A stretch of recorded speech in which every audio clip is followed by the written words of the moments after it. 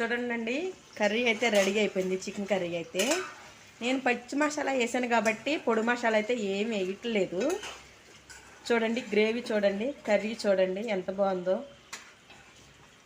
Chicken curry అయితే ready అయిపోయిందండి. ఎప్పుడైనా సరే ఉప్పు ఒకసారి వేసేసుకోకూడదు. చికెన్కి ముక్కకు పట్టేసి ఉప్పుగా ఉంటుంది, అప్పుడు బాగోదనమాట. తర్వాత మనం ఈ టైంలో కూడా చూసుకుని వేసుకోవచ్చు. నాకైతే ఉప్పు సరిపోయింది. ఇప్పుడు ఈ టైంలో మనం కొత్తిమీర అయితే వేసుకోవాలండి. నా దగ్గర కొత్తిమీర అయితే లేదు, మీరు కంపల్సరీగా వేసుకోండి. చికెన్ కర్రీ అయితే రెడీ అయిపోయింది. ఇలాంటి మంచి మంచి వీడియోల కోసం మన ఛానల్ని సబ్స్క్రైబ్ చేసుకుని లైక్ చేసి షేర్ చేసి కామెంట్ అయితే చేయండి. ఇలాంటి మంచి వీడియోతో మళ్ళీ రేపు కలుద్దాం. Bye friends. హాయ్ అండి, నేనైతే చికెన్ కర్రీ అయితే వండుతున్నాను. నా స్టైల్లో నేను ఎలా వండుతానో మీకు చూపించేస్తాను. ఇది నీట్గా శుభ్రంగా కడిగేసి ఒక పక్కనైతే పెట్టుకున్నాను. దానికి కావాల్సిన మసాలాలు వచ్చేసి ఒక ఉల్లిపాయ అయితే తీసుకున్నానండి, పెద్ద ఉల్లిపాయ, వెల్లుల్లిపాయ, తర్వాత వచ్చేసి చెక్క, మొగ్గ, ఒక యాలక్కాయ అనమాట, అల్లం, గసగసాలు, ధనియాలు ఇవైతే మిక్సీ పట్టేసుకుంటానండి. నేను ఎలా వండుతాను ఏంటి అనేది మీకైతే చూపించేస్తాను, చూసేయండి. చికెన్ కర్రీ మనం చాలా రకాలుగా వండుకుంటాం కదా, ఇవన్నీ వేసేసుకుని మిక్సీ అయితే పట్టేసుకుంటాను.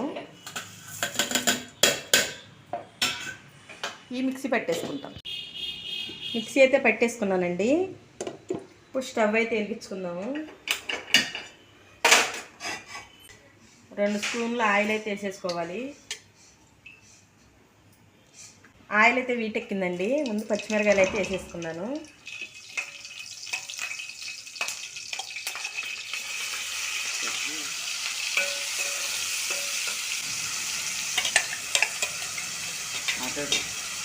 మనం మిక్సీ పట్టుకున్న మసాలా అయితే వేసేసానండి.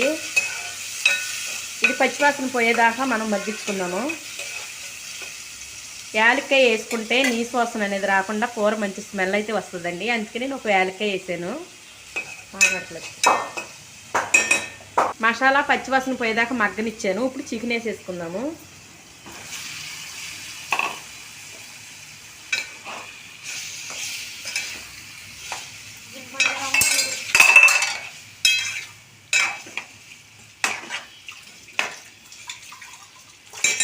దీంట్లో పసుపు వేసుకుంటున్నానండి, ఉప్పు కూడా వేసుకుంటున్నాను. ఒకసారి మనం కలిపేసుకుని మూత పెట్టేసి చికెన్లో వాటర్ అంతా ఎగిపోయేదాకా మనం ఉడికించుకుందామండి. చికెన్లో వాటర్ వస్తుంది కదా, అదంతా ఎగిరిపోయేలాగా ఉడికించుకోవాలి.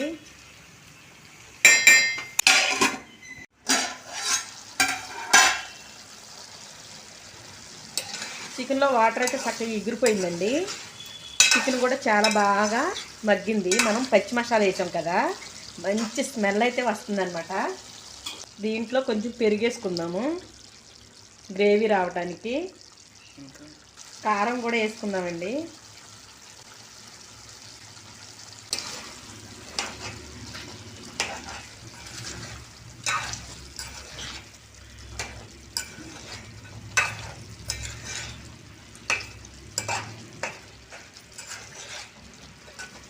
పెరుగు, కారం వేసుకున్నాక శుభ్రంగా ఇలా కలిపేసుకోవాలి.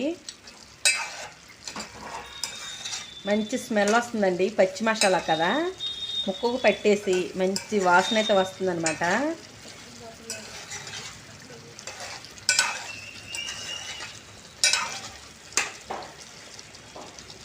మళ్ళీ మూత పెట్టి 2 నిమిషాలు మగ్గనిద్దామండి చిన్న మంటలో.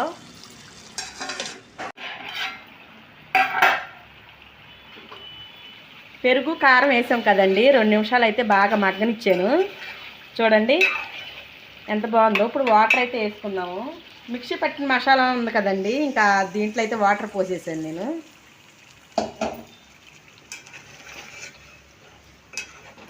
వాటర్ పోసుకున్నాక మూత పెట్టేసి దగ్గరికల్లా ఉడికించుకోవాలి.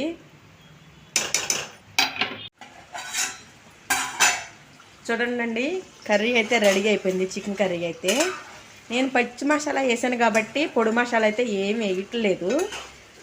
చూడండి, గ్రేవీ చూడండి, కర్రీ చూడండి ఎంత బాగుందో. చికెన్ కర్రీ అయితే రెడీ అయిపోయిందండి. ఎప్పుడైనా సరే ఉప్పు ఒకసారి వేసేసుకోకూడదు. చికెన్కి ముక్కకు పట్టేసి ఉప్పుగా ఉంటుంది, అప్పుడు బాగోదనమాట. తర్వాత మనం ఈ టైంలో కూడా చూసుకుని వేసుకోవచ్చు. నాకైతే ఉప్పు సరిపోయింది. ఇప్పుడు ఈ టైంలో మనం కొత్తిమీర అయితే వేసుకోవాలండి. నా దగ్గర కొత్తిమీర అయితే లేదు, మీరు కంపల్సరీగా వేసుకోండి. చికెన్ కర్రీ అయితే రెడీ అయిపోయింది. ఇలాంటి మంచి మంచి వీడియోల కోసం మన ఛానల్ని సబ్స్క్రైబ్ చేసుకుని లైక్ చేసి షేర్ చేసి కామెంట్ అయితే చేయండి. ఇలాంటి మంచి వీడియోతో మళ్ళీ రేపు కలుద్దాం. Bye friends.